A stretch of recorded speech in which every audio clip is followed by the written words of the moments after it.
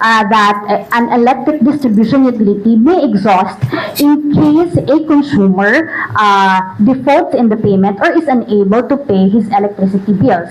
So, in the recent amendment, annual review should be made to all bill deposits so that it will align to the deposit on file with the customer's actual electricity consumption. So, if there is an increase, it will only apply on the existing bill deposit. So, it is computed on the average 12-month consumption of the customer. So, based on ERC Resolution number 3, Series of 2026, annual bill deposit review is tied to each account's service anniversary. So, for example, if Attorney Doron has applied with more power, let's say last January 1, 2026, that is his account anniversary date. Okay, so the rule is two-way. Bill deposit adjustment can either be an additional bill deposit collection or more power or any electric distribution utility may refund this to his electricity bills. And automatic full refund for good paying customers was shortened from 3 years to 2 years. So before the amendment of the Magna Carta, it is required that for bill deposit refund to take place, there should be consistent payment of the consumer for 36 consecutive 36 months. So, hindi dapat siya mag-late. Hindi dapat pwedeng late ng iyong payment para ma-refund ang iyong bill deposit. However, with the 2026 recent amendment, 2 years na lang, gin-shorten na ina ni ERC. So, from 36 months, 24 months na lang. Basta good payer ikaw. Ibalik ina ni more power sa inyo. Sa imo nga anniversary date, which is in the case of Attorney Doron, example, January 1, 2026. Alright, so what happens during the annual review? If your current deposit is too low, for example, ang imo nga existing bill deposit is 2,000 lang abi. Si Atty. Doron, pag apply niya sa more power, 2,000 lang bi ang iya nga bill deposit based of course sa iya nga load profile or load consumption nga ginpasa kay more power. Kaya gina-compute man ina sing amo nga technical team.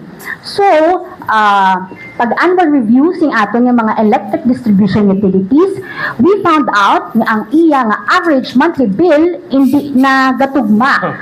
Wala na siya gasanto sa iya nga bill deposit.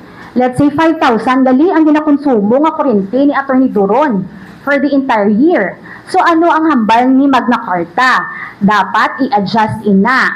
So since nag-deviate by 10% ang iyang average monthly bill for 12 months, pwede ka-collect si distribution utilities in difference, which is 2,000. What happens next? Ang 2,000 nga ina, i-add na siya sa bill ni Attorney Doron. Bali, ang aton yung mga notice, balas ang aton yung mga electricity bills sa inyong statement of account, you may have noticed nga may naka-embed dira.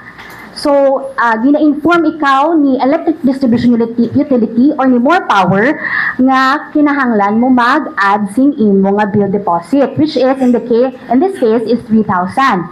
So, what happens next? Will it be automatically collected by more power? No.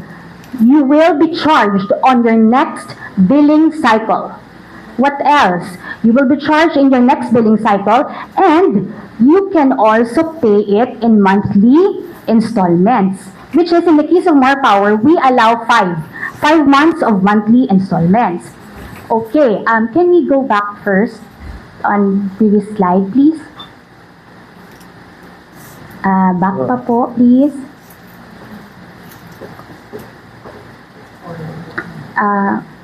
Previous slide. Sa billing increase na, Andra lang. Thank you. Okay. So conversely, if ang imong current deposit is too high, let's say your initial bill deposit is 6,000 But, your average monthly bill, let's say, ang imong ginakonsumo, matipid ikaw sa kuryente, 4,000 lang ang average mo in 12 months. So, ano matabo? More Power is mandated to refund automatically on your anniversary date the difference, which is 2,000. Automatic ina. No need to petition, no need to apply formally with More Power. We are duty bound to refund that on your electricity bills. Alright? Okay, next. So, anong makita nyo sa inyong statement of account, sa inyong electricity bills on your anniversary month? As I mentioned a while ago, kung sa diin ang imong service, nakakonekta ikaw, refund will automatically be credited. No need to formally apply with More Power. And any corresponding increase, as I mentioned a while ago, will take effect in the next billing cycle. This review is done every year on your anniversary date in accordance, of course, with the ERC Resolution number 3 series of 2026. In our case, we always